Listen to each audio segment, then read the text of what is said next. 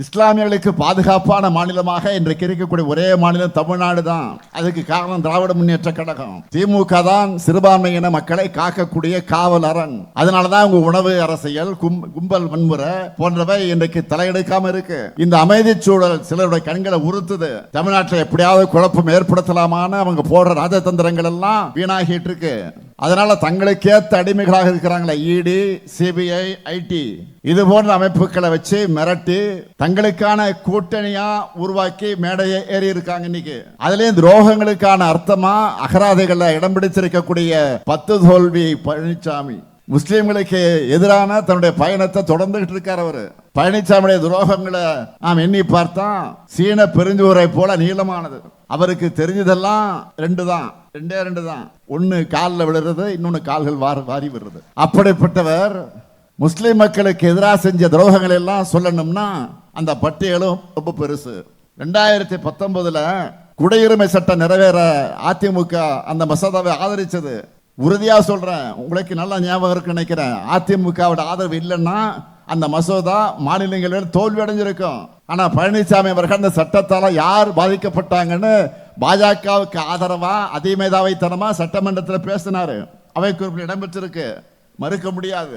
2020 அந்த சட்டத்துக்கு எதிராக வண்ணாரப்பேட்டையில முஸ்லிம் மக்கள் போராடினப்போ தடியடி நடத்தினார். இப்படிப்பட்ட சூழ்நிலையில திராவிட முன்னேற்ற கழகம் தான் குடியுரிமை திருத்த சட்டத்துக்கு எதிராக கையெழுத்து இயக்கத்தை நடத்தணும். உச்ச நீதிமன்றத்தில் வழக்கு தொடர்ந்தோம். இன்னும் சொல்லணும்னா அப்ப எதிர்கட்சியாக இருந்த நாங்க அந்த சட்டத்துக்கு எதிராக சட்டமன்றத்தில் தீர்மானம் நிறைவேற்ற வேண்டும் என்று வாதிட்டோம், போராடணும்.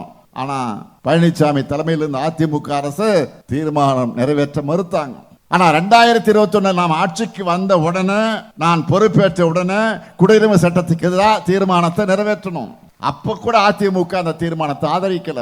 பாஜகவுக்கு பயந்து தங்களுக்கு நேரம் ஒதுக்கலன்னு ஒரு பொய்யை சொல்லி வெளிநடப்பு செஞ்சாங்க. ஒன்றிய அரசு இந்த சிஏஏ சட்டத்தை அமல்படுத்த அறிவிப்பை வெளியிட்டப்போ இந்திய அரசமைப்பு சட்டத்துக்கு எதிரான இந்த சட்டம் தமிழ்நாட்டில் நடைமுறைப்படுத்தப்படாதுன்னு துணிச்சலா அறிவிச்சவன் தான் இதோ இங்க உங்க முன்னால பேசிட்டு இருக்கான இந்த முத்துவேல் கருணாநிதி ஸ்டாலின் தான். சிஏஏ சட்டம் மட்டுமா, முத்தாலாக் தடை சட்டத்தையும் அதிலையும் இரட்டை வேடம் போட்டது அதிமுக. அடுத்து சட்ட திருத்தம்.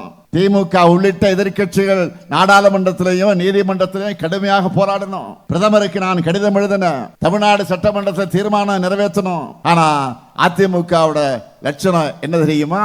எங்கே மக்கள் முன்னாடி அம்பலப்பட்டு விடுமோ என்ற அச்சத்தில் அந்த தீர்மானத்தை ஆதரிச்சாலும் தங்களுடைய டெல்லி எஜமானர்கள் கோபிச்சுப்பாங்களேன்னு நாம கொடுத்த கருப்பு பேஜை கூட போட்டுக்காம ஓடி ஒளிஞ்சாங்க. சட்டமன்றத்தில் இந்த நாடகம்னா நாடாளுமன்றத்தில் அன்னைக்கு அதிமுக எம்பி தம்பிதுரை அவர்கள் 11 செகண்ட் தான் பேசினார். 11 செகண்ட்.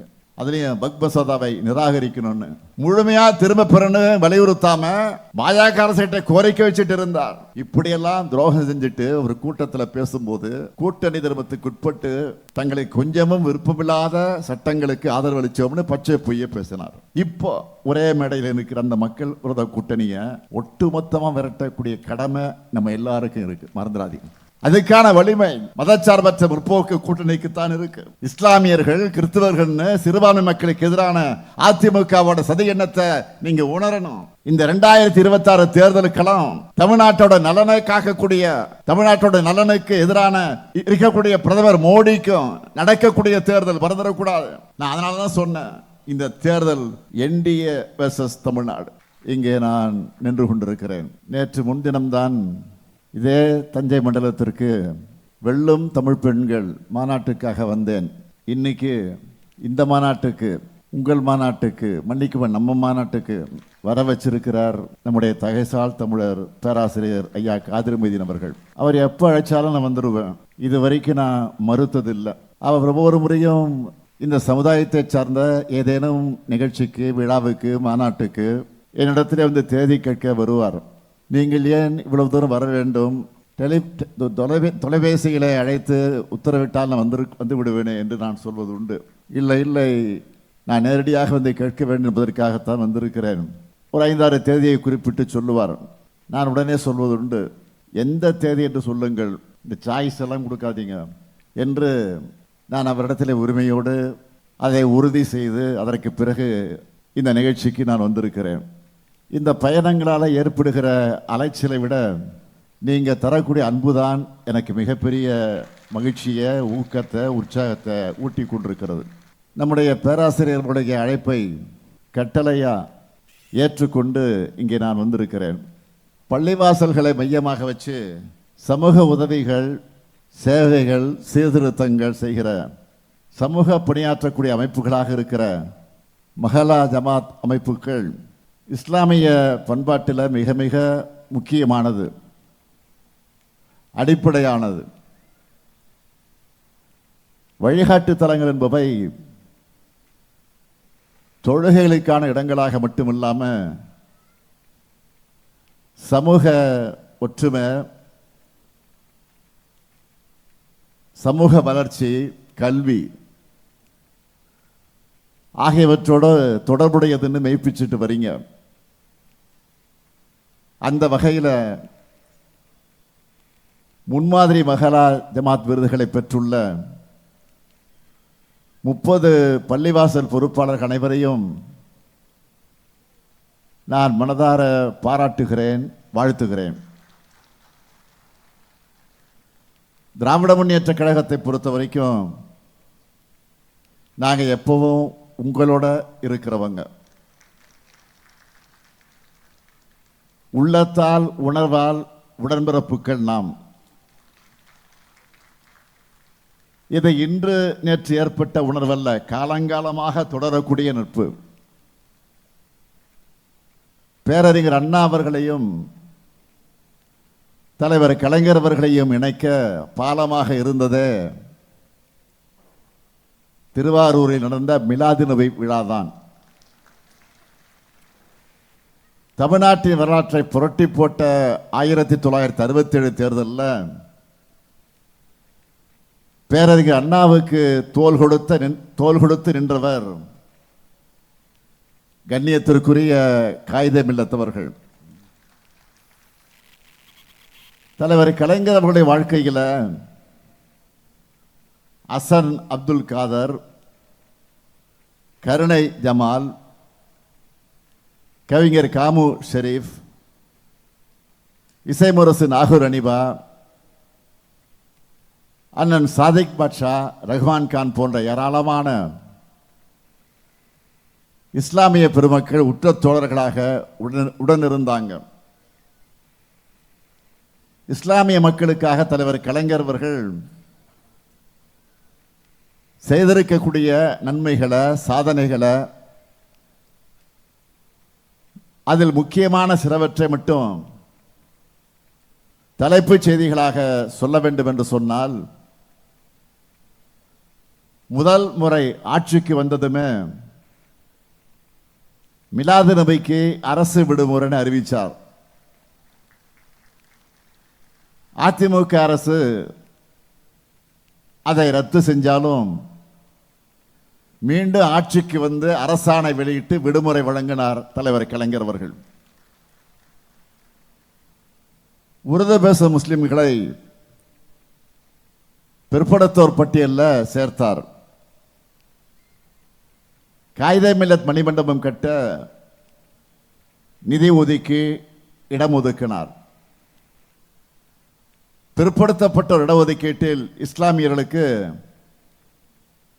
3.5 விழுக்காடு உள் ஒதுக்கீடு.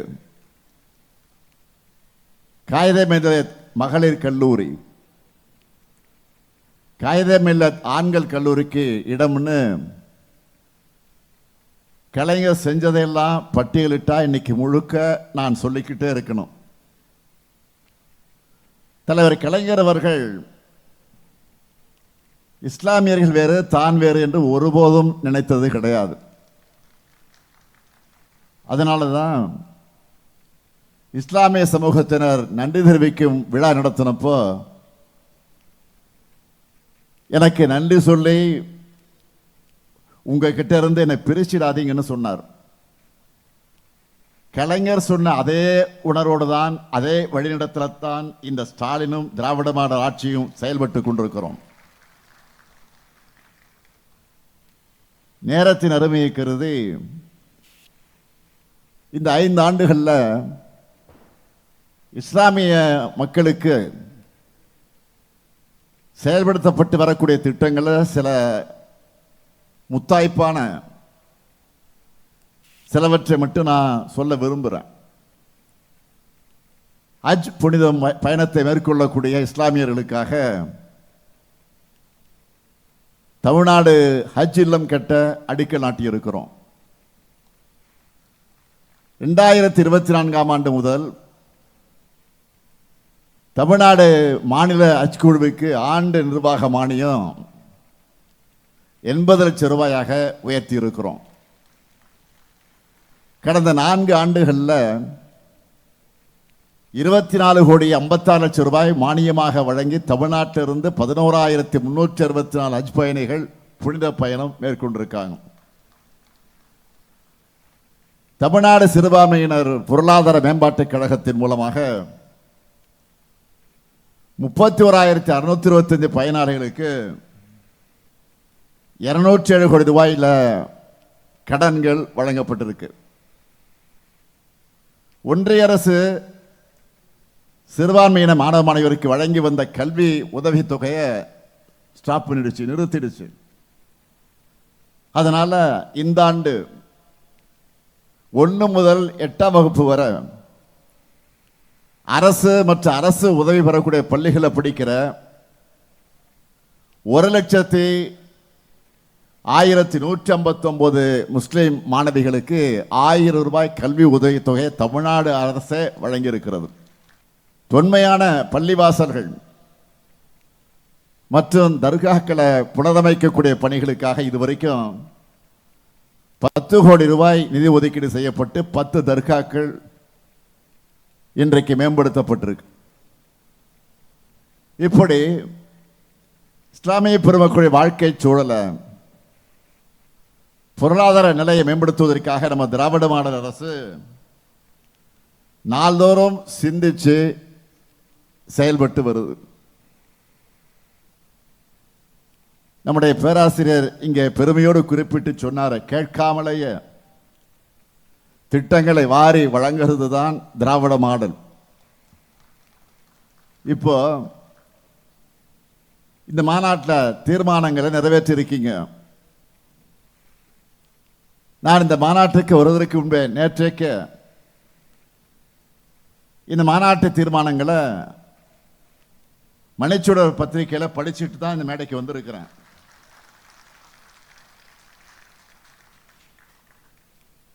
முதலமைச்சர் வரார்,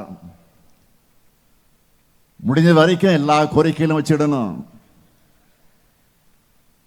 அன்பின் மிகுதியால அதிகமான கோரிக்கைகளை வச்சிருக்கீங்க.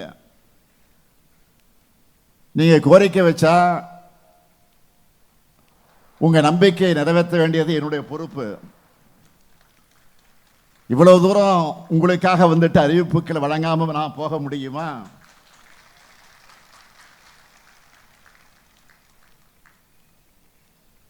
அது ஆயிரக்கணக்கானரை இங்க கூட்டி வச்சு இந்த கோரிக்கைகளை எடுத்து வைக்கிற நேரத்தில் நானும் இந்த மாநாட்டில் 5 முக்கிய அறிவிப்புகளை உங்களுக்காக, உங்களின் ஒருவனாக வெளியிட விரும்புகிறேன்.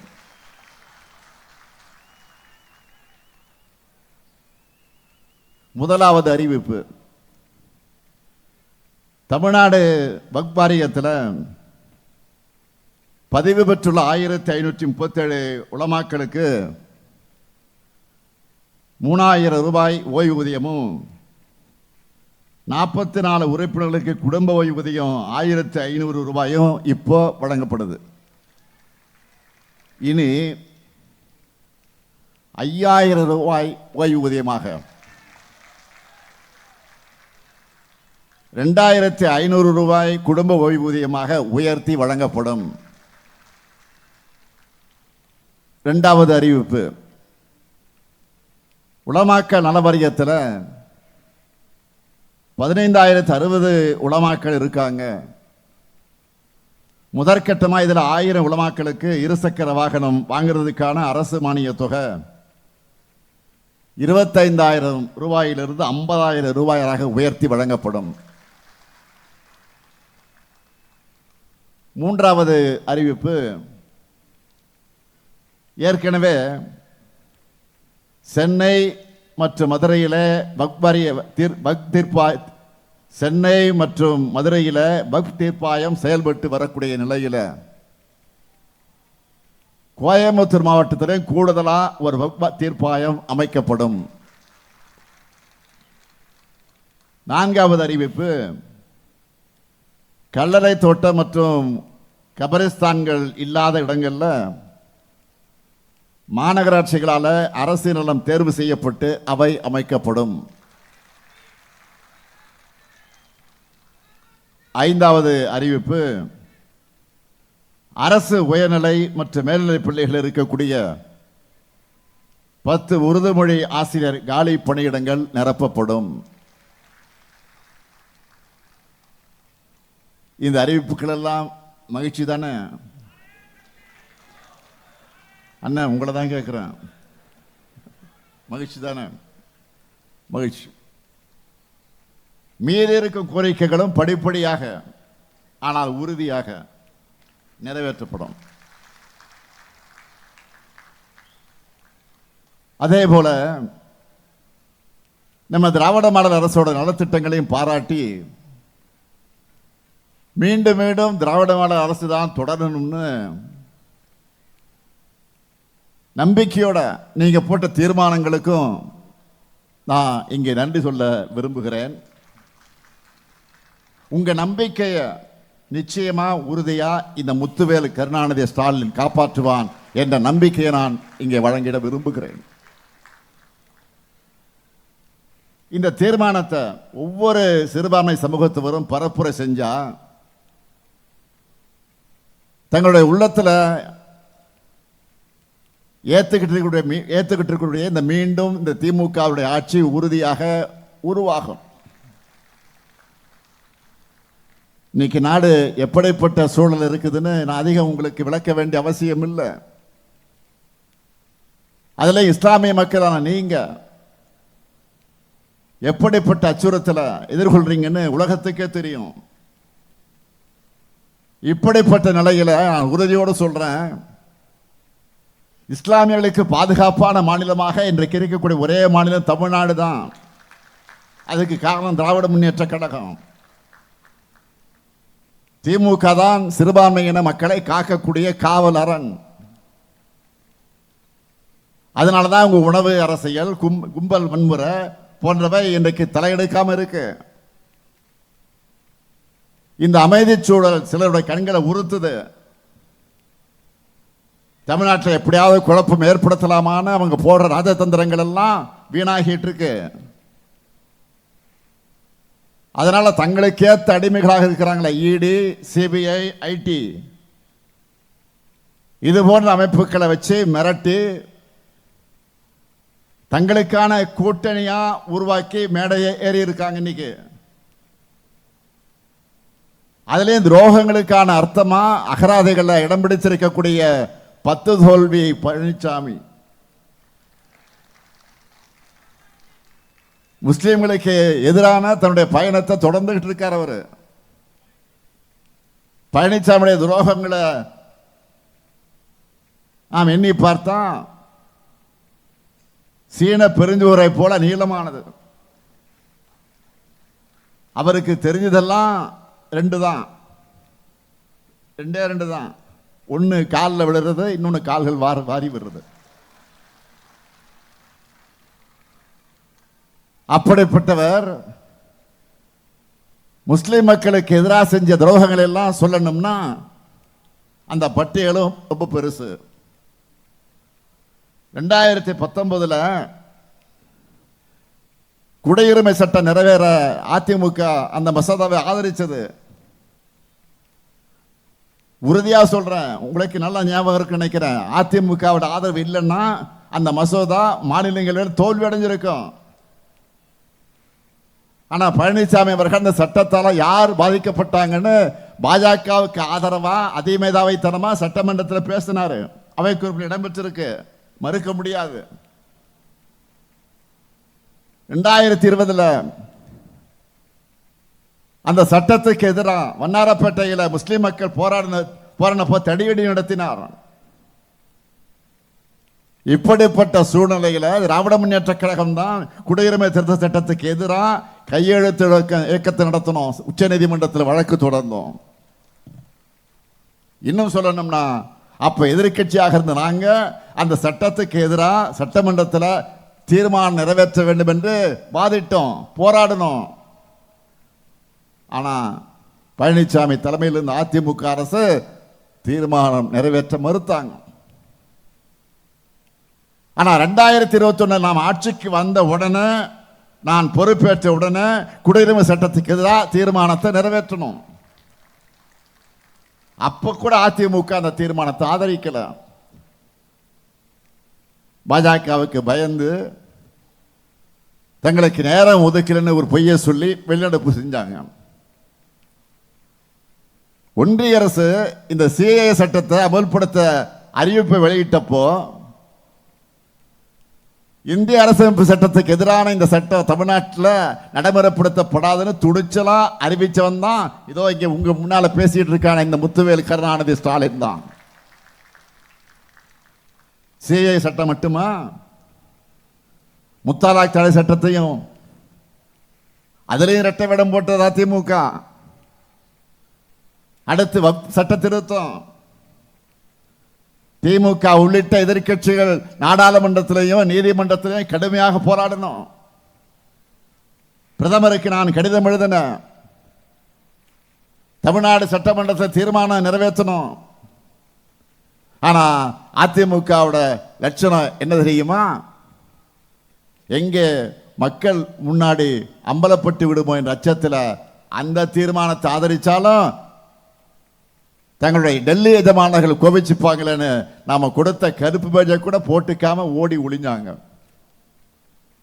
சட்டமன்றத்தில் இந்த நாடகம்னா, நாடாளுமன்றத்தில் அன்னைக்கு அதிமுக எம்பி தம்பிதுரை அவர்கள் 11 செகண்ட் தான் பேசினார். 11 செகண்ட்.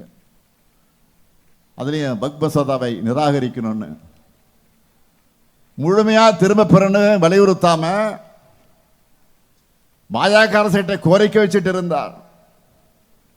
இப்படியெல்லாம் துரோகம் செஞ்சுட்டு ஒரு கூட்டத்தில் பேசும்போது கூட்டணி தர்மத்துக்கு உட்பட்டு தங்களுக்கு கொஞ்சமும் விருப்பமில்லாத சட்டங்களுக்கு ஆதரவு அளிச்சோம்னு பச்சை பொய்ய பேசினார்.